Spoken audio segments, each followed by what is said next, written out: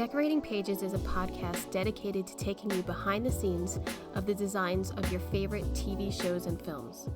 Each episode, I'll be sharing design stories from some of Hollywood's most famous sets. Interviews from set decorators, production designers, directors, and actors about creating the look of TV and film, about their design inspirations, and stories that take sets from page to screen.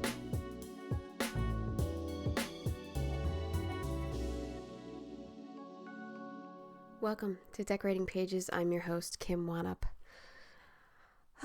It's April already. Isn't that crazy? 2022, April of 2022. I mean, who are we? What are we doing? And are we done talking about Will Smith? Because I think everyone has voiced an opinion, including myself, from last week's episode. And I am recording this on Saturday for your Monday listening pleasure. And Will Smith has taken himself out of the race, which I think is so smart and sleazy at the same time. Like, you're not going to take your punishment, you're just going to take yourself out of it type of deal. Yeah, we're all sick of hearing about it. I'm not going to talk about it anymore. Okay. I think I have a new project, so I'm excited about that. I now have an end date to this self-inflicted COVID hiatus I put myself on or something.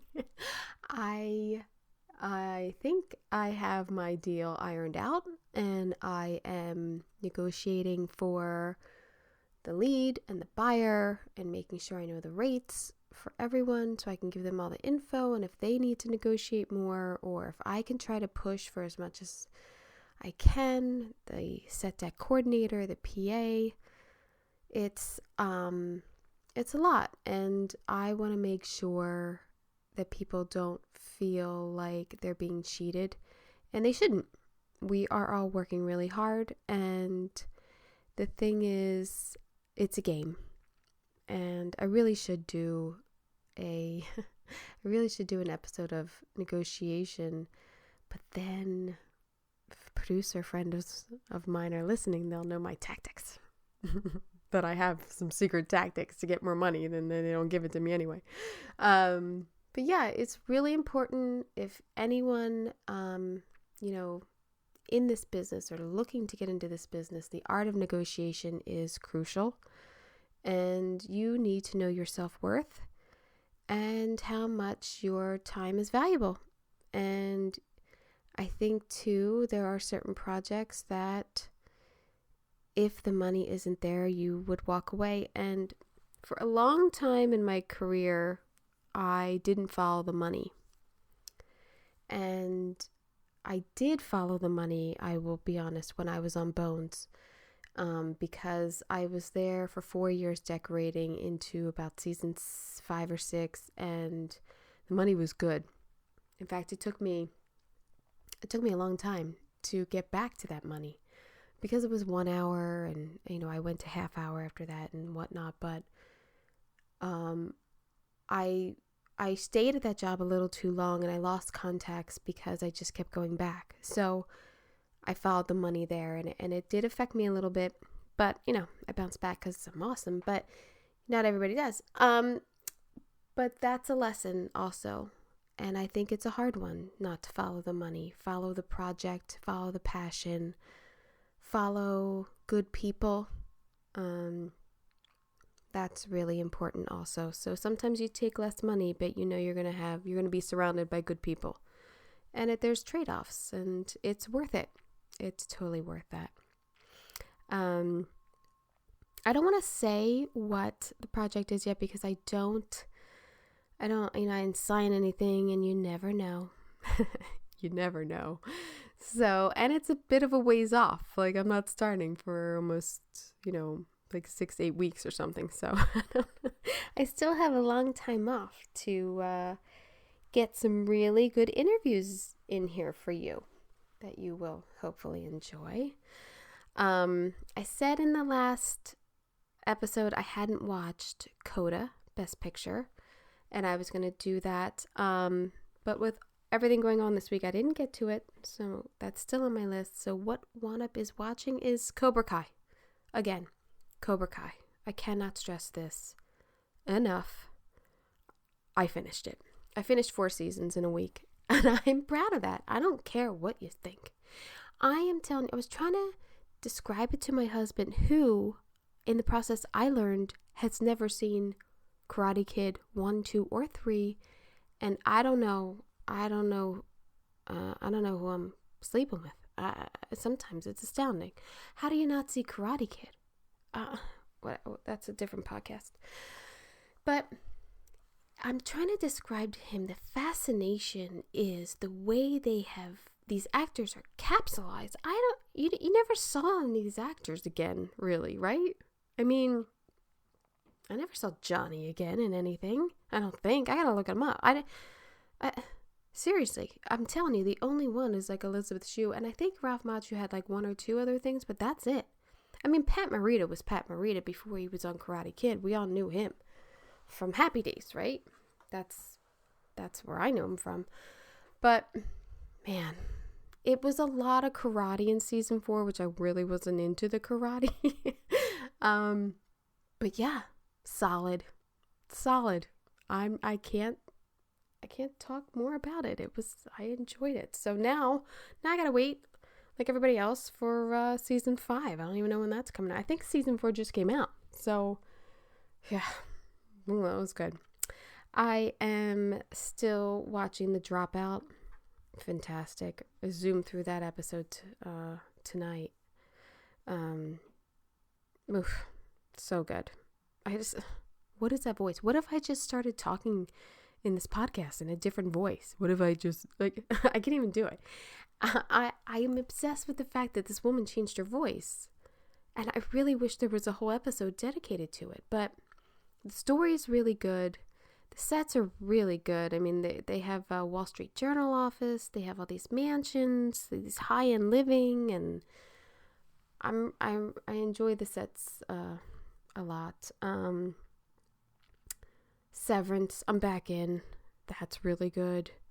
The story has taken a turn that I did not see coming.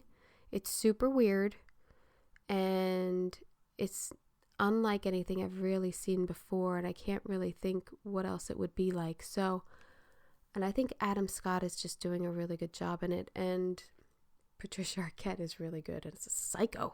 And John Turturro and Christopher Walken, I don't know what's going on there. That is the weirdest combination.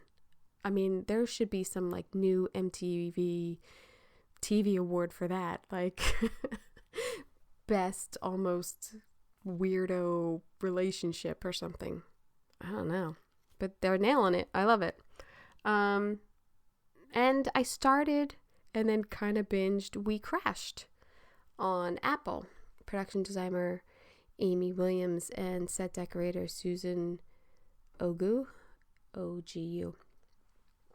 I watched the documentary about the dude who did WeWork, and now they have this film about him with Jared Leto, who again is like unrecognizable.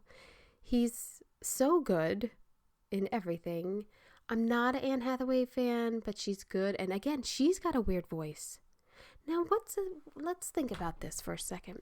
We've got The Dropout, we've got We Crashed, Inventing Anna.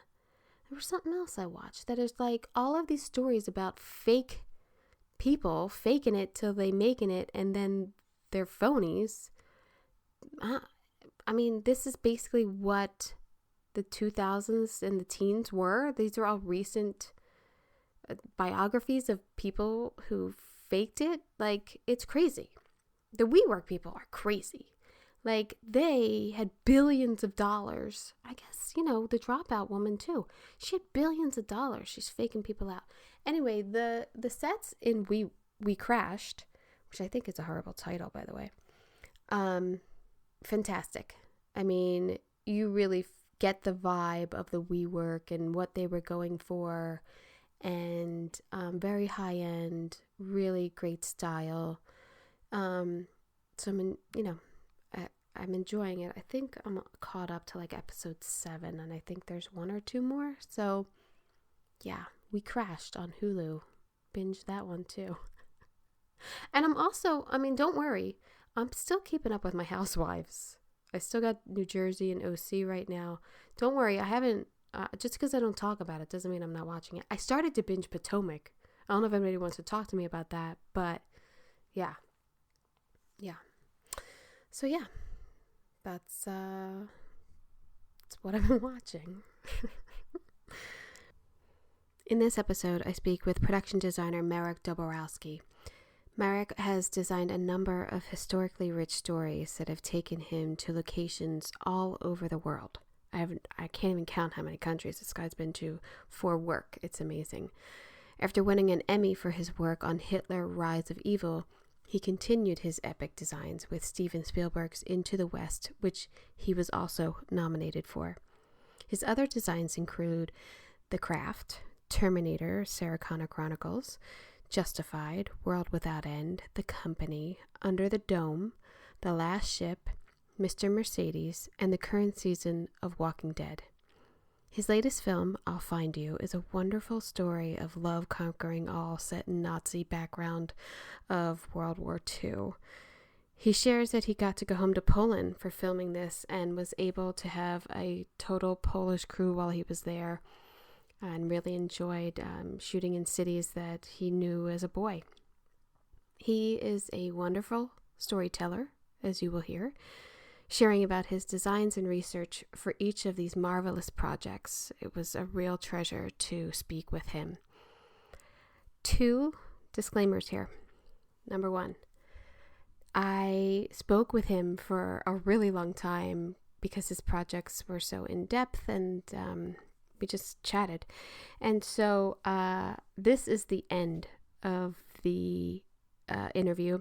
And then next week, you'll get the beginning of the interview. So I'm doing a little backwards because he spoke about The Walking Dead, which had its finale last night. Not the series finale, but the season spring finale, I guess it is. So I wanted to tap into that.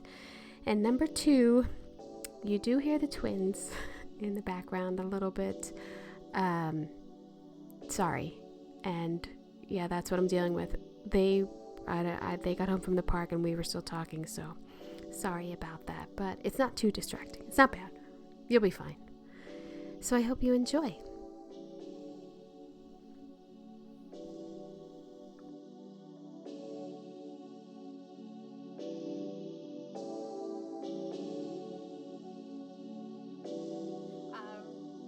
Could I make a really bad segue to Walking Dead?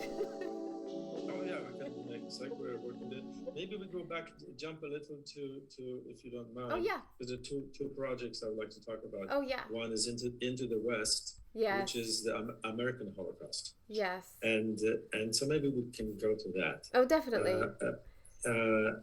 Talking about Holocaust. So I met a producer, David Rosemont, who told me that he interviewed me, and he told me that Steven Spielberg wants to find a designer who has never done a Western. Oh. And I said, well, I've not only never done a Western, I never met a cowboy, and I never met an American Indian, except maybe a driver in one place who said that he's American Indian. And I've never been to the West. I never went to New Mexico, Texas, or any Western states. Right. So I had absolutely no knowledge. But Spielberg told David Rosemont he wants somebody who can do a historical movie. So David has seen Hitler: The Rise of Evil, and I received an Emmy for it. So he thought maybe I'll be a good mix to do a recreate the past of the American annihilation of the American Indians, of the Lakota Indians. Right. So we met with Steven, and I reminded him that we met many years Oh, earlier. right.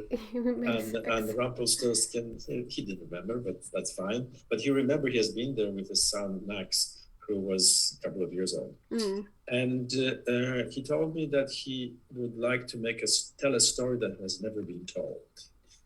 And that story was about how the white man, the period of from 1820s to 1890s, destroyed the Native Americans, how they ventured from the east to the west. And first they were mountain men, then there were the wagons going west, then were the Indian Wars, then was the gold rush, then was the building of the railroads, discovering California, and all those historical things that you know from high school and my kids learned in high school are untrue. Were completely what? They're very untrue. Very untrue, because all about the heroic, white men. Yeah. They were very untrue, and they were not true to the historical events, So we did the recreation, and my goal was, I was like the history policeman, telling them this is not right. And I know you've done a lot of Westerns, and we didn't even have one Western, saloon scene, the right. Westerns that you know of. So we try to avoid that, because this is not the real truth. So it was fascinating to do that project because of the historical research. It tells the story of two young men from the West, wheel makers, and the story of the Lakota people that have been destroyed by white man's greed. And for this, I mean, I've looked through photos right now, but I didn't see it when it aired. But I mean, there's a tremendous amount of open space, and then the teepees, and then the buffalo. I mean, it's a huge coordination of many departments to get this. We built a lot. We did two things. The first part was shot in Calgary, Canada, because it was supposed to be the mountain world and the gold rush, and then we went to Santa Fe, where we did the Fetterman and the Indian Wars, and discovering California and building the railroads, and the Promontory Point, where we had the two trains. We built in Santa Fe 4 miles of tracks, and the city, the town, a wooden town, and the 10 towns that were built, that traveled with the wheels on the stagecoaches.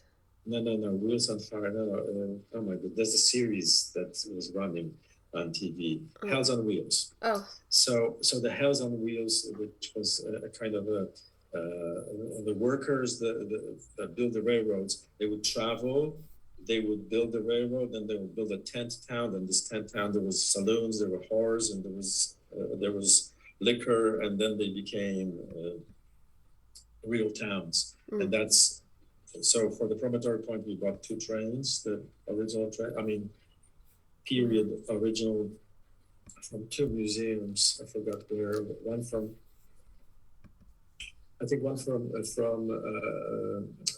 Northern California and one in Texas.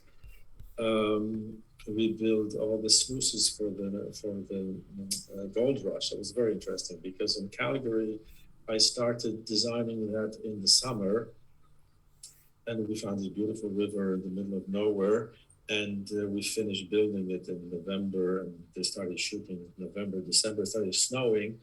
And then in May, I got a phone call when it finished the end of the year, we finished shooting Calgary, we went to New Mexico.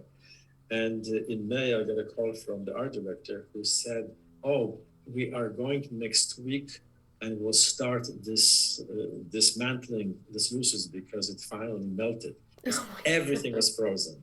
So it was frozen for 5 months. But it was a fascinating project, and did you have a lot of prep for that, though? It seemed like you said you shot months. For like 7 months or something. Yeah, I worked on it for 12 months. Wow. Yeah. And we had a lot of prep, and it was fascinating. We shot 2 hours. Each director shot 2 hours. So they were like movies. So you could prep with one director 2 hours. That's how many series were done, and we had most of the scripts in the beginning, and we could develop concepts and ideas, and we were doing 6 hours in Calgary and 6 hours later in Santa Fe. Beautiful costumes. Michael Doyle was fantastic costume designer, amazing what he did. We used Native Americans to do the costume, the teepees, whatever we could that was Native, they were doing it. There were a lot of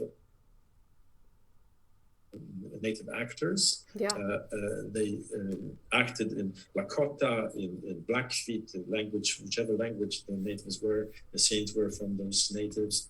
They acted. We had Russell Means, the famous warrior who Andy Warhol painted his portrait.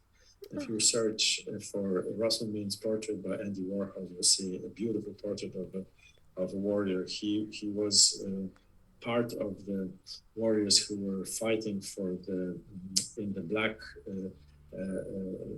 Mountains, what is it called? The holy place where there was the stand-up in the 60s with the deputies, the U.S. marshals and the deputies, the sheriffs, that they wanted to kick them out of the land, and Black Hills, in the Black Hills. So there were a lot of famous Native Americans and some great American actors. It looks like it was shot beautifully. You had 2 cinematographers on it. Was Yes. that, I mean... Yes. Alan Caso and Bill Wages. Yeah. I mean... Great guys. That's no joke. And it was epic. It was shot on film, you know. Oh, wow. And it was just a pleasure to do something like this big historical epic. We got 12 Emmy nominations. I mean, and 6 episodes, 2 hours each, I think it was. Yeah. Oh my God, that's a lot. Yeah. I just did a series called Rutherford Falls, and it's predominantly Native American and Native American actors and everything. So I just did a ton of research about Native Americans, and it was what was the period? It's modern day. It's they're living in like upstate New York, and you know, fighting for reservation land, kind of. But it's a comedy. But it is a lot of, you know, once you start to dive into, you know, what really happened, it's like, ugh, I feel so bad. I feel so bad every day. Not only what really happened, but actually what is happening. Yeah. Because they never really regained the land. That's one thing. No. They never regained the rights of being who they really were, you know, free. So it's a very sad story. Yeah. But you should Google Joseph Marshall III, the writer, the actor-writer, because there are some beautiful books that he wrote. Oh. Stories of my grandfather, that he is, those are stories that the natives, the Lakota people know. You know, they don't have a written language, so everything is verbal. So the grandfather passes on to his grandchildren, and the children pass it on to their children. So that's a tradition of the language, but it was just incredible experience, and I felt a kingship, you know, with those people because of what they went through and what I can say my people kind of went through the war, you know. I mean, definitely. So World War II. So there's an empathy that a lot of Americans did not understand. Yeah. American cool really had no. But it is, you know, how many times do films actually teach people things? It is so important, I think, when we have documented things, to put it visually for people and to make them see that what we learned was all sugar coated and not really not real at all. Yeah. So as I said, you know, it's a story that was never told. Yeah. So if you're interested in that theme, you should see it. You know, there are flaws and some great stuff in the movie, in the series, but it's kind of really touching of what this nation has gone through and what history tells us what happened to those people. I mean, you just seem to fall into such great little niches. I mean, you've done you got like the crafts. yeah. Well, that I mean, even in that, like Bionic Woman. I mean, even as Yeah. a remake, that's fun to do. Hmm. I That's mean, what we do. Yes. yeah, and the Beast also. I mean, Yeah. that must have been fun with Patrick Swayze. Yeah. And Patrick, unfortunately, after we finished the pilot and he signed up for the series and they were prepping the series, he found out that he has pancreatic cancer, Yeah. and he died a couple of weeks after they finished shooting the Yeah. series. So very sad, but what a brave, wonderful human being. Yeah. But it is, I think, one of the best things about our little industry is that we get to do like 1 week I'm doing a Western and the next week I'm doing Terminator and then the next, Yeah. it is so phenomenally creative for us to have this ability Yeah, to jump. I would say I don't treat it as industry. I would say it's more of a calling, that it gives us this opportunity to be in different places, meet different cultures, meet different people. I traveled the world and the country back and forth into many places. I did a movie, Infidel, with Jim Caviezel in Amman, Jordan, which was a story of an American Christian blogger who travels from Washington, D.C. to Egypt, and he's captured there. He's kidnapped by Hezbollah, moved to Baalbek, Lebanon, and then sold to the Revolutionary Guards in Iran and put on trial for being blasphemous, because in this interview on Is that the a true university, story? that's based on true stories put together, know. And he was accused of being the infidel because they were talking about the three most important figures of human, I would say, Arab, not Asian, but Arab, Middle Eastern culture, that they worship Jesus, Muhammad, and Jehovah, and they all come from the same tribe. And in the end, he says, but there's only one God. And that's Jesus Christ, and he's kidnapped and punished for that and accused of being blasphemous by the Iranian mullahs in Tehran. And he was rescued and escaped. It was interesting. We shot in Jordan, went to the Wadi Ram desert where Lawrence of Arabia was shot, which was just amazing. Oh my God.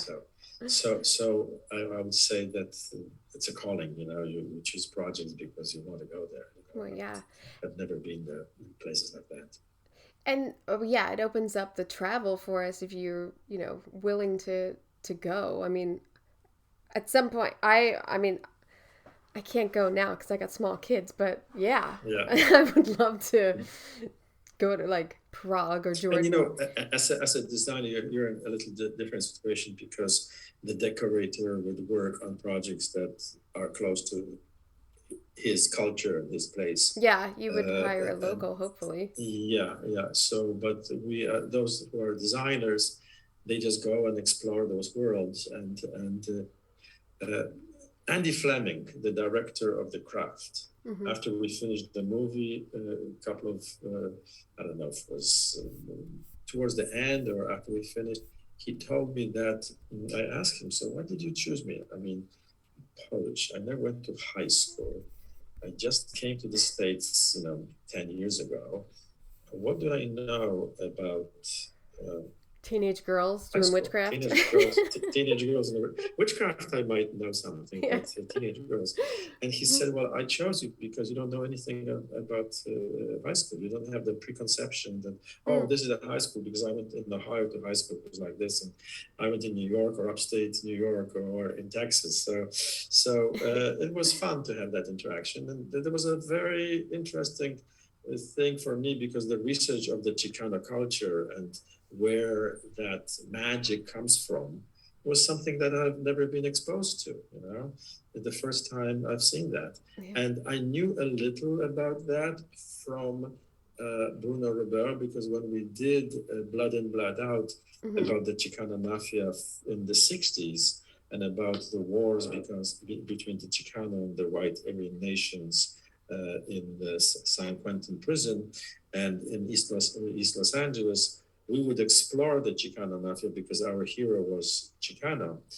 And so when Craft came around, I felt that I know a lot about the Chicano culture, not being Chicano, not even being American then, but because of the fact that I had this exposure to foreign cultures, you know. And I think that this is kind of advantage that I have because of the world I have experienced. So it was fun, you know. This was I didn't know much about teenage girls, you know. I have a teenage girl now, you know, who went through the goth period and all that, and now she's not a goth anymore.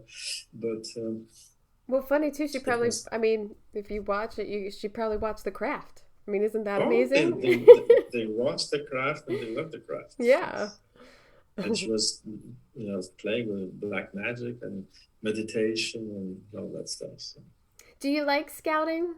I mean, as far as like, yeah, it gets exhausting, or is that like where you feel like you're inspired? But no, I mean, what it is that, you know, you get this new script, you get the book or whatever, and then you are trying to create this world, this vision that the writer, director has, the producer, and you have all those voices, and everybody talks about what they see, but you're the one who has to really deliver the picture, that tableau where this action takes place. Yeah. So I like scouting. I like going to other places. I feel that going to locations, it helps me to find the source of the story, you know. And then if you like historical research or research at all, it helps you to do that research to create the full picture of the characters, where they live and where they come from, and what is the story of the movie. So it's I would say the preparation and the development of concepts is the most interesting part. Later is the grind, you know. But have you ever been really frustrated of we just can't find we just can't find what we want, or we don't want to sacrifice this, of course, and yeah, of course, like we all do, you know, very often it happens. We're frustrated because of different, you can't find it, it doesn't exist, or we envision something that exists and there's no money to do it, or, you know, it's all so many factors to make a decision about that. But as a designer, I learned that you have to communicate with your director and your producers in such a way that you have to open their world to them. They had a preconception of something. I learned many years when I was an assistant of a well-known Polish theater designer, and worked on a movie, but a play, of a famous Polish director who later got an Oscar, Andrzej Wajda. He was a film director, and we were doing Robespierre's and Danton's story of the French Revolution. And the director would talk to the actors like he's talking to children, and he would say, "Children, please show me something that I don't know." And I think this is the essence of any creative theater work and film work, that you have the director, and if he's open to ideas, he will embrace that, and he will take something that he doesn't know. And we are those people who are the painters, and we should help him open his vision to what we are able to present to him. That's how I find our role and your role as a decorator, you know, and I think that's the most intriguing and interesting thing about this business, you know, that we work with writers who have, you know, I got this beautiful email from one of the writers of The Walking Dead, that he has never seen a set like this in his life, in his professional life, which is wonderful to hear, Was it the helicopter one, the burned helicopter? No. Did it air yet? Did it not air yet? It aired yet. Yeah. Aired yet. It was the beginning of season 11. It was the underground subway. Oh yeah. For in Washington D.C. Wow. We built 400 yards of subway tunnels, and with a stock subway and subway cars that there were 3.5, but there were really 8 in the story. And there were murals, this whole underground city of people living after the apocalypse. And there was a whole very interesting concept of this mural that was the apocalyptic mural where the world is destroyed, is based on Hieronymus Bosch, the Garden of Earthly Delight, where you have the kings and the queens and the emperors and the gods on top, and it trickles down, and you have the oppressed people in the end. And then in that story, we tell the story, we show a family that there were kings and princesses, and now they are on the bottom suffering, like everybody else. And that was an interesting sequence to design and build those trains and give all that. Well, also because you're guessing, what would this look like after? I mean, the zombies came like 10, 12 years ago now or something. Like, yes. You have this growth and you have this, well, what actually still works? I mean, there has to be a lot of conversations in the design process of that, of like, well, where are we?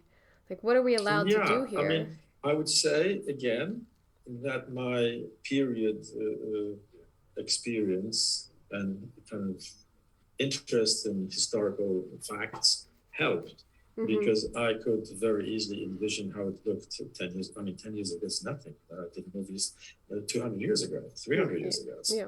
So that is very helpful.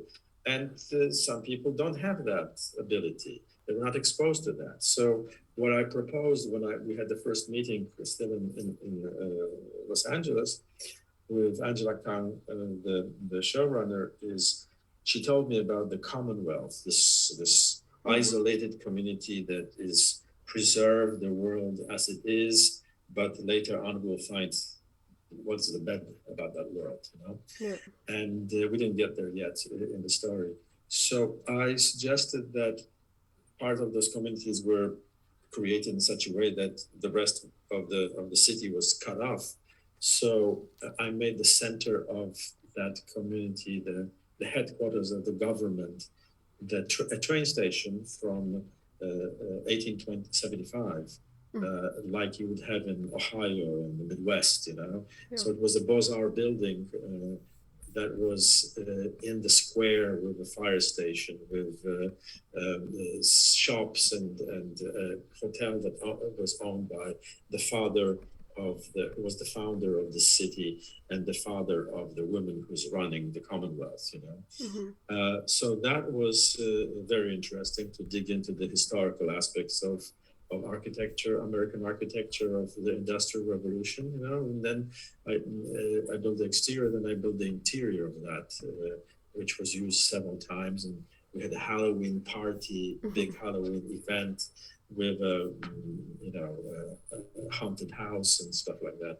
So it was quite unusual, from what I understand, in the universe of The Walking Dead, to have such a creation, because they didn't really care for something like that. The world collapsed, and then they went into those neighborhoods that are... Yeah, they've been in the woods. There's a lot of wood scenes. They've been in the woods a long time. It's time to leave the woods, So, and then it was announced that it's going to be the last season. I did 16 episodes, 14 episodes of 11 season, but then we did 6 before COVID hit, and there was a lot of commotion and changes. We did 6 smaller episodes. Smaller, that means we didn't have 100 zombies and 40 cast. So those were the ones that were so-called 10 post 10, the last 10 Mm. attached to the 10th season. So altogether, I did 20 episodes. And then when you take over something like that, do they have rules? Like I've taken over a show and it was like we don't use red. Like Yeah, of course. They had a lot of rules. They had a lot of Bible. They had a lot of rules. They had a whole Bible about what is the post-apocalyptic world. Mm.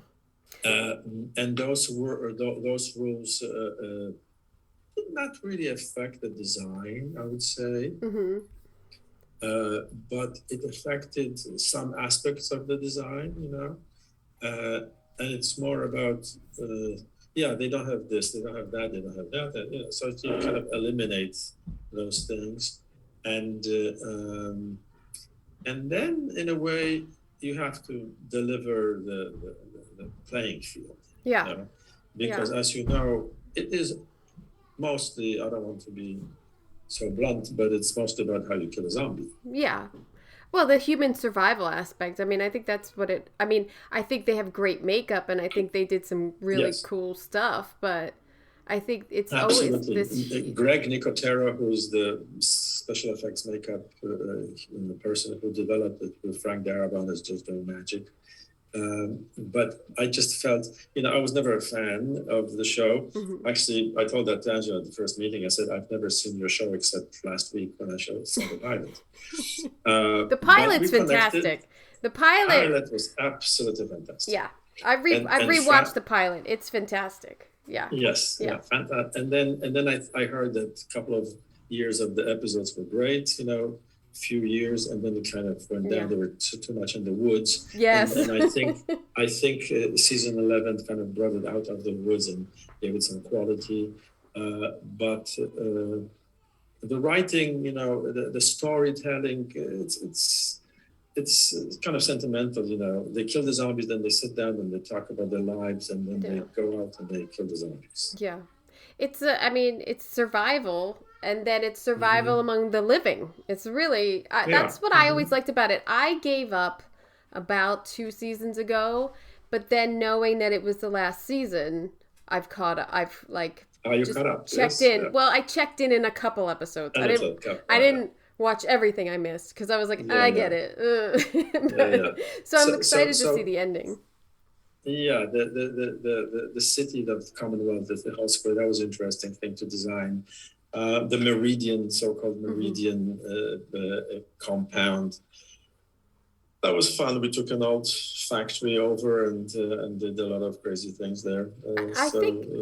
I always think about shooting in Atlanta too, of like, everyone must be so hot or freezing. Yes, but it was in Atlanta. The thing is that they had a studio outside south of the airport. Mm-hmm. Like 45 minutes from downtown. So I went to Atlanta a couple of times only. I lived outside. Sorry, it was the COVID period, so we didn't want to interact.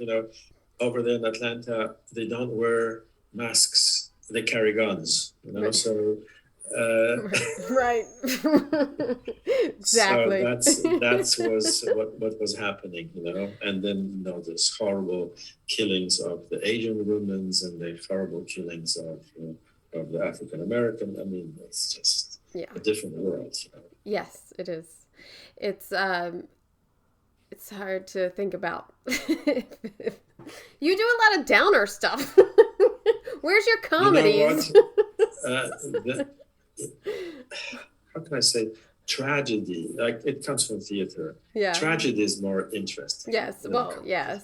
Redemption is redemption. Yes. and the pain and the suffering. When you look at medieval painting of Lucas Cranach, the pain of the suffering of Jesus Christ on the cross, and all those Bosch paintings and Bruegel and all that. There's something to say. No. The Rococo period is beautiful too. I love Rococo. But then you also dove into a submarine and the ships and the naval. You've done everything. I've done kind of everything, and I did sci-fi, which I loved. And Supergirl. Unfortunately, Unfortunately, Supernova, what happened with Supernova, this was a fascinating project and story written by David Wilson, who became a friend. And it had a director, Australian director, who did Rumper Stumper with Russell Crowe. That was the second, I think, movie that Russell Crowe became visible on American screen, and that was a $2 million Australian dollars success. And Jeffrey Wright became very seeked out director, offered huge big projects. We did a project that we started for a couple of months, a project called Instinct, about ants that multiply in a farm in Sacramento area, cornfields, and they start attacking people and eating people and all that. And then this, after a couple of months of research and preparations and visual effects tests and all that, the project was put on hold. Jeffrey got an offer to do for MGM Supernova, and he asked me if I can join him. We had a good working relationship, and we worked for 5 months, I think. I built a lot of sets, so started building a lot of great sets.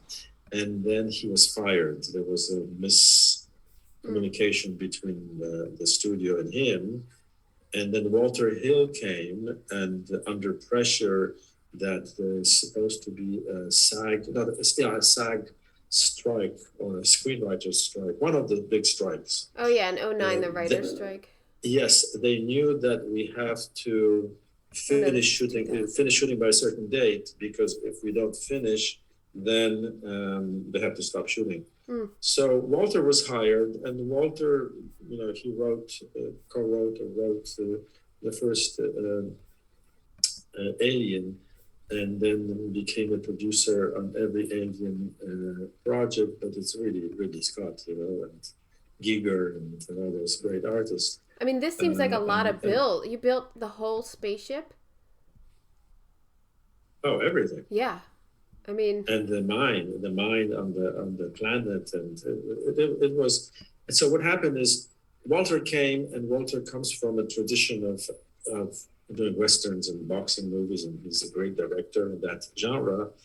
And I think he missed the boat. There was a lot of miscommunication between the studio, and he turned this into a horror picture. And this was designed to be a version of 2001 in Space with a monster, and then they started to shake the camera and do all those TV tricks, and sorry to say, but Walter destroyed the picture of the project, and the DP also, and then they couldn't really release it, and Francis Ford Coppola, who was on the boards of directors at MGM, took the project. David Wilson was asked to go to San Francisco to his vineyards, and they spent a couple of days there talking about the project. And Francis tried to help it and re-edit it and make something out of it. But there was another director who was doing a version, an edit, and then when he screened it, there was black spots, and after every couple of minutes there were black spots. So after the screening, the executives asked him, "So what are those black pieces?" "Oh, this is what we have to reshoot." So they fired him. And so then Francis did his thing. But the way it's shot, the way the story is told, sometimes you can't salvage a project. So I mean, it had a good Angela Bassett, who was kind of coming off of What's Love Got to Do with It, kind of at that time, and then James Spader. James Spader was amazing.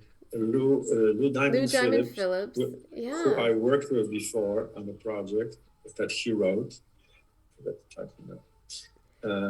With Hank Noor. Hank Noor was the actor who was in The Killing Fields. He was that character, Cambodian man who was running away from the killing fields. He was the translator. And then Hank Noor was brutally murdered in Los Angeles by the Khmer Rouge, and so going back to actors, there were, Robin Tunney.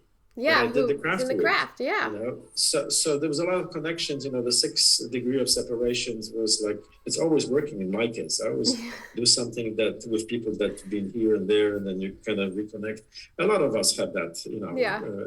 connection because of the business. And it was very, very sad that it was never, it didn't survive.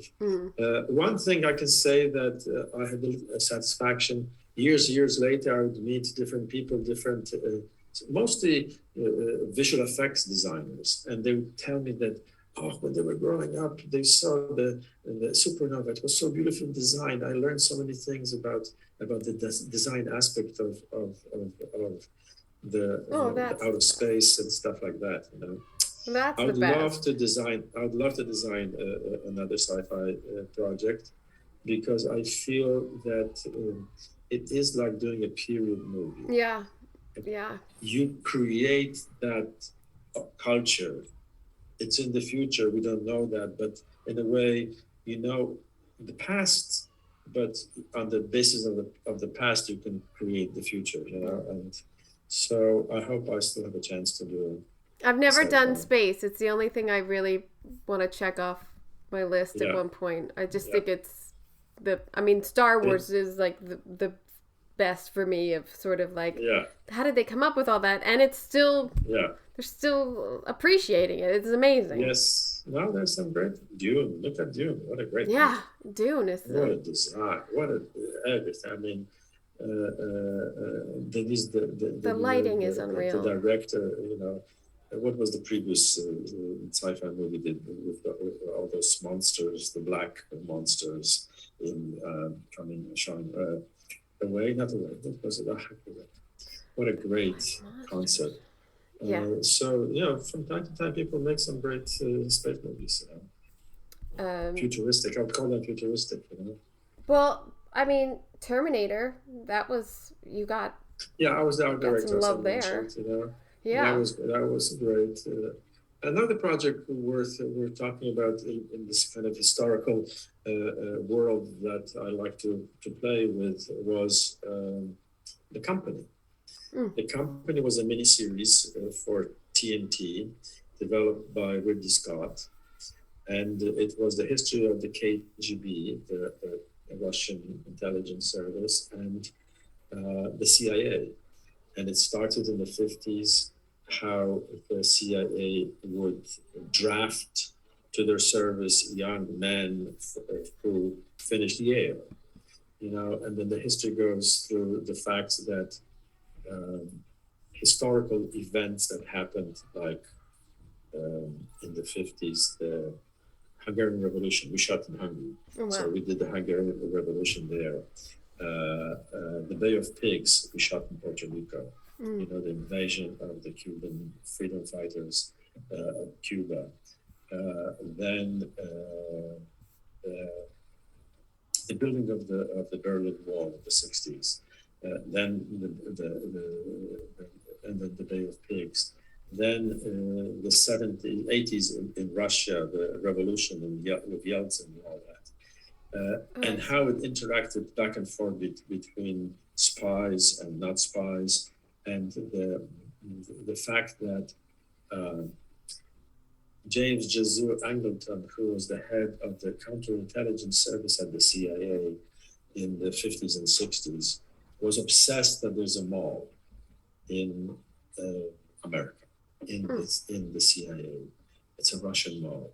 And there was a Russian mall, forgot his name now. Years later, it turned out that there was a Russian mall. So it's based on a novel written by this great writer, I forgot his name now. Robert Little? Robert Little, yes, British. He was a journalist during World War II. And I talked to him once. He lives in south of France. And it was, Ridley wanted to make it as a feature, but the story was so big that he couldn't decide what part of the story he wants to say. So he thought that the miniseries would be good to do. And one director, Mikhail Salomon, a very well-known cinematographer who later became director, of interesting projects. He was that director, and we shot, as I mentioned, we shot in Budapest and in Puerto Rico and in Toronto, American partners, Toronto. I'm just glazing it, but it does seem like you jump almost like 5-6 years every episode. So yes, you're constantly changing the look, kind of. And not only changing the look, but changing countries. Changing countries, because it was Moscow, it was Washington, D.C., it was Budapest, it was Berlin. Yeah. It was Puerto Rico. It was Moscow again, So, and then Washington, D.C. again. So it's always challenging, to have this wall of historical, how to say it, things that you have to dig into. I like that. Yeah. Well, it's history. I mean, like I said, some people just watch TV and that's how they get their history. So I always think it's important that hopefully I'm on something that's telling the right side of history, I mean. And that's why we have, I feel that we have a great responsibility trying to be truthful to history and historical facts, and it's not historical facts per se, like, oh, this fact happened here, but it's also about all the details that we have to, you as a decorator, me as a designer, that I'm always pushing for, that this is the right period, and you're shooting a medieval movie, and you have to make sure that you don't have a Rococo palace there, that you understand what's the difference. One of those projects that I also loved working on was World Without End. That was a period 11th century England story. Ken Follett wrote 2 books. One was oh my goodness, the first one. So it was a sequel to the previous book and previous miniseries, but it was many years later. It was 2 centuries later, and World Without End was directed by Michael Caton Jones, a great British director who did Memphis Belle. He started with Scandal, which was a great political movie about the Profuma affair in the British government. And with Bridget Fonda and Kelly, what's her name was Kelly? She was, I forgot. Cynthia Nixon's in it. Cynthia Nixon? Sorry, Cynthia Nixon. Cynthia Nixon is in it, yes. But I was talking about the Profuma affair. So it's Cynthia Nixon and a lot of great British actors. And it's a story of a town, a village run by the church. And I built this cathedral, exterior, cloister, and it's all about the law, the religious control of the village, and it was really fascinating. We shot in Budapest. I built all those sets, and then we went to Slovakia. We went to 2 places in Slovakia. And we went to Vienna. Outside Vienna, we shot another. You must have to get extra pages for your passport. You have been everywhere. I have been everywhere. Yes, I shot in Mexico. I shot in Jamaica with Christopher Walken, with Lauren Bracco. I shot in Israel. I shot in Jordan. Oh my gosh. In Poland, in France. Oh, in France and Italy. Yeah. Jean-Claude Van Damme and Mickey Rourke and Dennis Rodman. A triangle. We did Double Team with a well-known Hong Kong director Choi Ha. Choi Ha became famous for being John Woo's producer for many years, and then he started directing. And it was a really crazy ride. We worked in Cinecittà, in the famous studio, and you as a decorator would enjoy that, because you walk into the drapery department and you don't have to ask, but you see that this piece of drapery that's hanging in the pillows, this is from Amarcord, and this is from Satyricon by Fellini, and this is Zeffirelli's Traviata. I mean, everything's there. The whole history of those great international movies shot in Cinecittà. And so we shot in Rome. We shot in the catacombs of the world of catacombs. That was very interesting to create. We created this secret society of monks that are kind of working on the internet, and it was not the internet yet, but it was kind of a new creation. And then I built the set and designed the set in Cinecittà, and we shipped the set to the studio in Marseille, not in Marseille, in Nice, the famous La Victorine studio, where Jean Gabin and Brigitte Bardot and Catherine Deneuve acted, and Fernandel. I mean, some great French actors, French movies. And the south of France was just amazing. And being in south of France, we shot in this village, Villefranche-sur-Mer, which is south of Nice.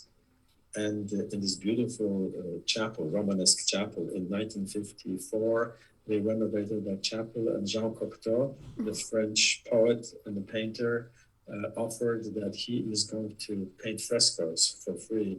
And he painted the frescoes of the St. Peter's story, the fisherman. You should Google that because it's just amazing. And I was there in that chapel, and I was standing there, and it was just so amazing. And I said, if I ever get married again, I'd like to get married in that chapel. And many, many years later, I met my current wife, who was German, and we got married in that chapel. You secreted it. Absolutely. You put it out there. You secreted it. I put it out there, yes, and we had a wonderful couple of big party with friends from Europe and from the States, and we had a big lunch at Villa Rothschild, which was built by the wife of one of the Rothschilds, multi-billionaires at that time, and incredible stuff, you know. So shooting movies and life, it kind of intertwines, if you can say so.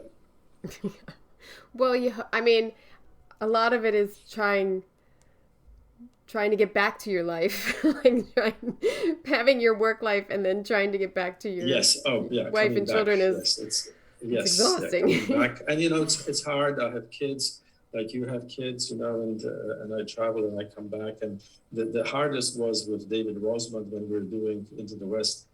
My son was born the night before I had this big presentation for Steven Spielberg. So when I went there, I still had the hospital band because I slept in the hospital because he was just born, and then went home. My assistant came over in the morning with all the boards. I just took a shower and we went to that meeting, and I forgot to take it. And they said, "So what happened?" "Oh, I was in the hospital. My son was born." You know, so every time I talked to David Rosemond or somebody from like Dow Frank or Justin Falvey from Amblin, the heads of Amblin TV, that we work together on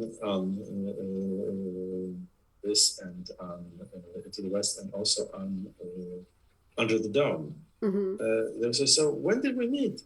"Oh, my son is 17 years old, so we met 17 years ago." You got a good time stamp. So I was gone for a year, but every 2 weeks I was home. I flew from Calgary or from Santa Fe to see the little thing growing, and then we took him when he was 6 weeks old. We took him to Calgary, and I have pictures of the little boy with Native Americans, and the friend of mine, the costume designer, made a Warriors shirt for him. Nice memories. So we intertwined life with art. I know. I try to, the shows that I've been on since they've been around, I take them on the sets, and I did the Oval Office, and I have them, you know, sitting at the Oval, and you know, trying to make sure. So how old are they? They're 3. They were 3 in November. So. Oh, twins! Yes, Identical twin boys. Yeah. Twin boys. Oh, wonderful. Yeah, nice. Yeah, it's great. I love it. It's really hard, but they will, you know. Yeah, it's hard, and they will grow up. They will come to your sets, and one day they will remember that. Yeah. As a great experience, you know. I hope when so. I did Sarah Connor's the Terminator series, they came over I built a submarine and I built some incredible sets there. And I had pictures of my son standing there with the wheels and playing. That's fantastic. Yeah, I hope they don't hate me for not being around too much, but it could happen. But I try I No, either they I don't either have. have breakfast or dinner with them. That's my deal. Oh, that's nice. That Yeah. yeah, I mean if it doesn't happen once a week or something, Yeah. but the So gist you of don't it, go on location. You can't go on location. You have to work in yeah. town. Yeah. Yeah, And it's of course. funny because I mean I only had them 3 years ago. It's sort of like I could have traveled all those years and now I feel like, oh, this is going out of and Oh, I'm like, you, well now I you didn't can't travel go. before. Yeah. It's like that's how it goes. But Yeah. Yeah. um so do you live in LA or you live in New York? Yes. No, no, I live in Los You Angeles. live in I LA live since 91. in 91. I So moved from New York to Los Angeles. how long will you be on Justified? Justified? Yeah, we are finishing shooting in end of July. We just started. Just Oh, prepping for 8 episodes. for 8 episodes. Wow. And can I ask, is it the same? It's a different cast. Well, you can ask. You can ask, and I'll tell you that. I also can edit that out Timothy. and you could just tell me. No. Timothy Oliphant. Timothy Oliphant is playing the marshal, Oh, good. and this is the only one. Maybe there's one more character that will transfer, but the only one right now, as we know, who travels from the series. It's his story, Mm-hmm. and it's based on Elmer Glenner's book that Quentin Tarantino loved and wanted to make a movie. And Michael and Timothy thought that maybe it's good. It's a great book, so it was based on Elmer Glenner's other story before. Mm-hmm. So like, why not take the book and make him the hero instead of the other hero, right? Right. Of that book, and then Quentin said, "I want to direct 2 episodes or maybe one," and that's the only thing I can tell you. That's fun. Can you talk a little bit about The Last Ship? Just because I Oh, know the it's last such. ship, yeah. The last ship was very interesting because it was also a dive into incredible research.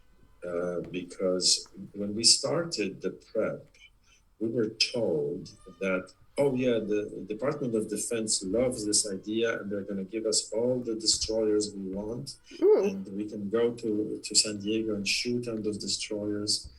But they had to go to training, they had to go to war, they had all these other things more important than a TNT series.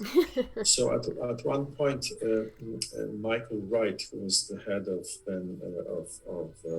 TNT that I knew from the last from Into the West, and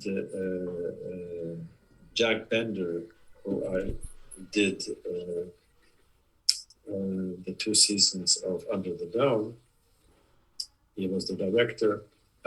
We came together with Jack, and they actually called me. It was funny because I got a call from the head of production that Michael wants me to consider designing Under the Dome. I mean, designing The Last Ship. Mm-hmm. And then one day Jack asked me, said, "What are you doing next? Because I got a call about The Last Ship." And I said, "Oh, well, I got a call about The Last Ship, so let's do it," right?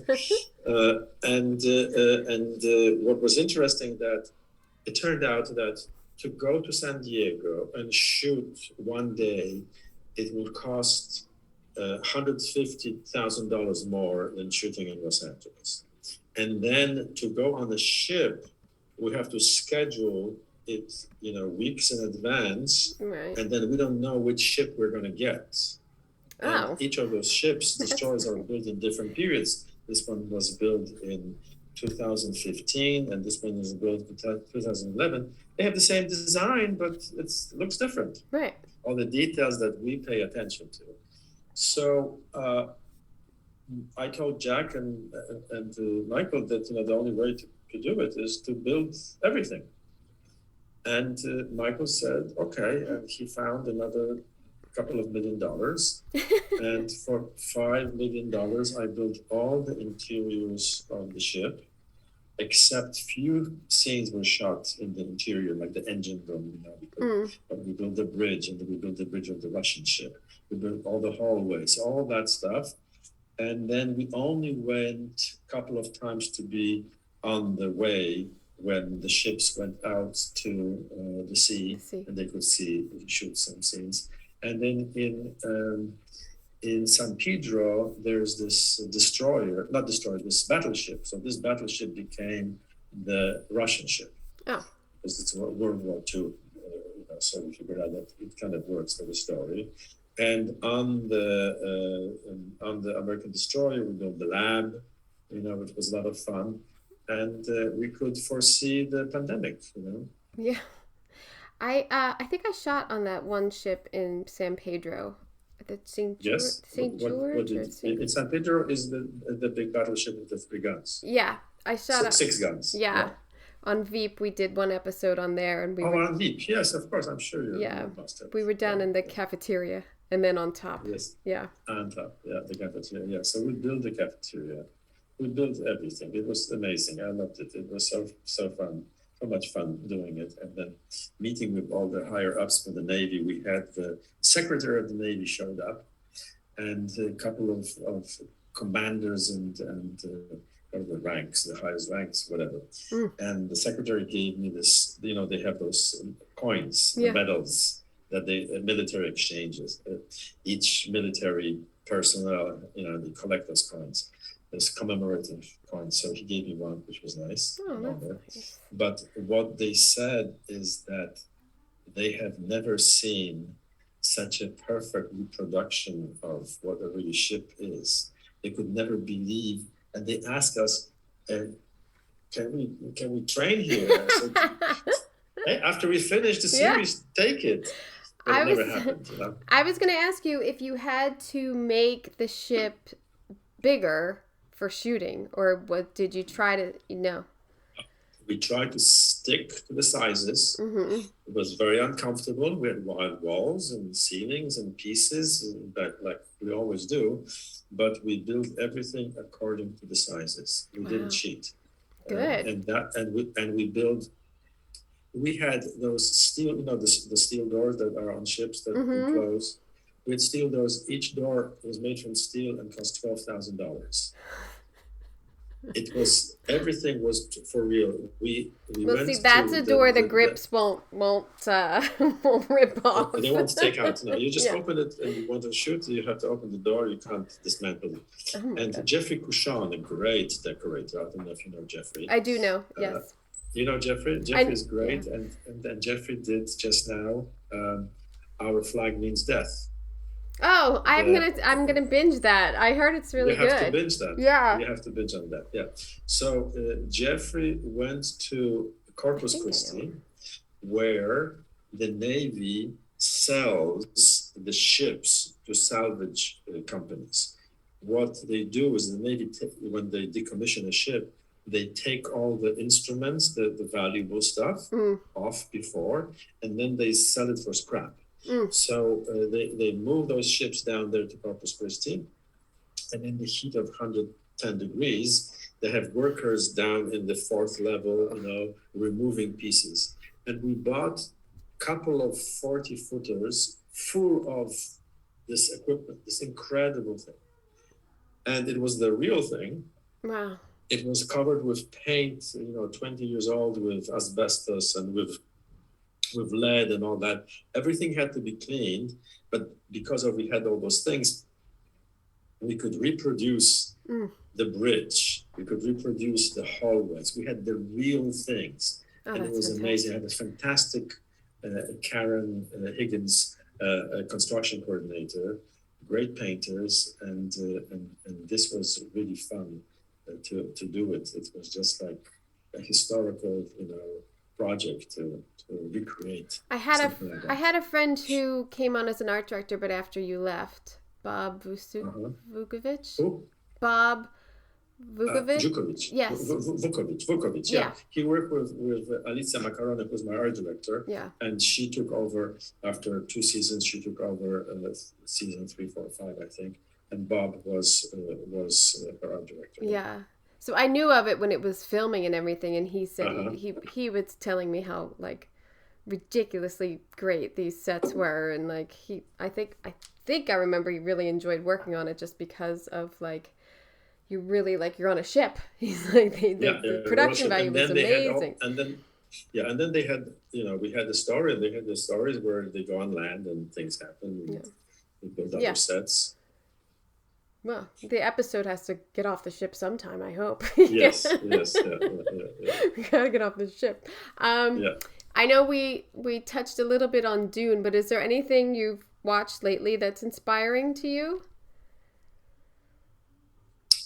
Yes, I really love the Underground Railroad. I haven't seen that yet. You haven't seen it? No, I know. I'm catching up right now. I'm catching up on a lot right now. And this is part of American history that I knew nothing about. I knew about the horrible, slave period, and what injustice was done to those people. But I didn't know about all this incredible, about those bounty hunters and all those horrible things, And I think they did a phenomenal job recreating that world. This was really fascinating for me. Series. I mean, it was just so touching, so moving, so true. A pleasure to watch it. From other things, I don't binge too much, but sometimes I binge. Dune, I went to see it. It was during COVID, and I said, I have to see it. So I went at, I think, earlier screening with a friend, David Wilson, the writer of Supernova. We went to the Westwood cinema. There were maybe 10 people in masks, and saw it on the big screen, and it was just amazing. I know. I'm bummed. I watched it at home because I know that that's an extraordinary piece to see in a theater. Yeah, and that's something you have to see on the big screen. What did Houston. I enjoyed Houston. I thought it was beautifully designed. Yes, I did. I really enjoyed that. I voted for Houston for the designer. I thought it was, and I've seen the documentary on CNN before. Have you seen the documentary on Halston? On Halston? Yes, I saw that. CNN had the documentary, and then they released a couple of months later. They released the series, and it's a great story. I didn't know. I really liked. I wasn't really into it, and like the first episode, I was like, oh, and then I was like, I could watch this. I wish this would keep going. He was so good. Ewan McGregor. He was amazing. When I came to New York in '84, the fashion world, all this schmata business was still around. In downtown on the west side of New York, not really downtown, but in the 40s and 30s. And you would see, those guys unloading those hangers on wheels, with these beautiful clothes and all that. So there was a little of that fashion world that I remember in New York, but I didn't know much about Houston. I knew the name, I knew what he did. But the series was fascinating. What a life, and what a talent, and what a waste. What a waste. What corporate America did to him. Yeah. And then recently I started watching the documentary about Warhol. Have you seen that? Oh, on Netflix? No, but that is on my list. Andy Warhol. This is his diaries. His diaries, based on his diaries. I almost started that last night, but I was like, it's fascinating. I saw 2 hours of it, and that touches about Houston, the Studio 54 and that world, and a couple of characters from Houston's world that were in the destructive characters from Huston's world, like Victor Hugo, also was a destructive character in Andy Warhol's world. It's, I mean, I love documentaries. I've always been a huge fan of documentaries, and like it's always very interesting to learn about the world. What else did I like that I watched? From movies, you know, House of Gucci. I thought it was beautiful, interesting. Some problems, I don't know what the problems were. I read the book, and the book was fantastic, and I was disappointed in the film. I thought it was very well done. It's like they skipped over a lot of the good parts and didn't put them in the film. It's like, I don't know. That to me, it was like, oh, did they deliberately do this? Did I miss something? But I thought the book was very good. So I don't know.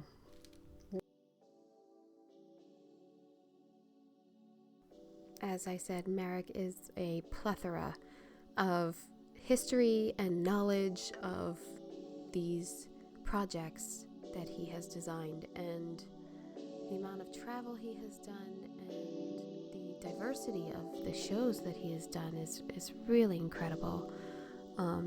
On the next episode, we talk about Mr. Mercedes, The Last Action Hero, The Hitler Rise of Evil, and also the film I'll Find You. So that'll be next week. Continue this interview. So I thank him for his glorious amount of time that he gave me, because his projects are so in depth. It's awesome. Upcoming episodes will include Simon Dennis, director of photography of things like Peaky Blinders. We did Impeachment together. He's done Hollywood. He's done Ratched. He's a good guy.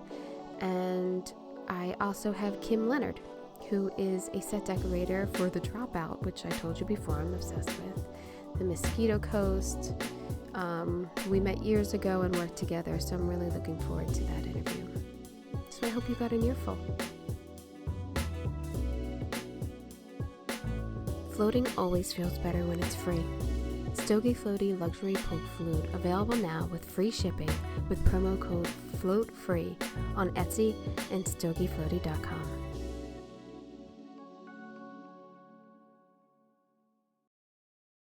Welcome to Pro Tips for the Pros, brought to you by Floor & Decor Bailey's Crossroads. In this series, we'll explore essential advice for professional contractors to deliver outstanding renovation results. Let's dive in. After completing the renovation, follow up with the customer to ensure their satisfaction and address any remaining concerns. Provide maintenance tips and guidance to help them preserve the results of the renovation for years to come. Thank you for joining us for this pro tip on planning thorough renovations. Stay tuned for more expert advice brought to you by Floor & Decor Bailey's Crossroads. A lot of people tolerate ordinary.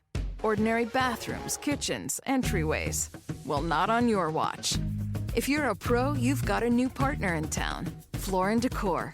From tile to wood to stone, Floor & Decor has more styles and job lot quantities of Schluter, Mapei, Laticrete, and other brands pros trust. Come see a whole new way to wow with Floor & Decor. Coming soon to Bailey's Crossroads.